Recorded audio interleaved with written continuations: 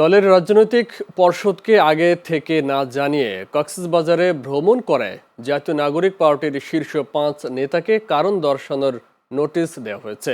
আগামী ২৪ ঘন্টার মধ্যে সশরীরে উপস্থিত হয়ে নোটিশের ব্যাখ্যা দিতে বলা হয়েছে। আজ এনসিপির যুগ্ম সদস্য সচিব সালেউদ্দিন সিফাত স্বাক্ষরিত পৃথক পৃথক চিঠিতে ৫ জনের কাছে এই ব্যাখ্যা চাওয়া হয়। নোটিশে ৫ই আগস্ট এই ৫ নেতার ব্যক্তিগত সফরে কক্সবাজারে যাওয়ার বিষয়টি উল্লেখ করে বলা হয়, এই সফর সংক্রান্ত কোনো তথ্য বা ব্যাখ্যা রাজনৈতিক পর্ষদ বা সংশ্লিষ্ট ব্যক্তিকে আগে থেকে অবগত করা হয়নি।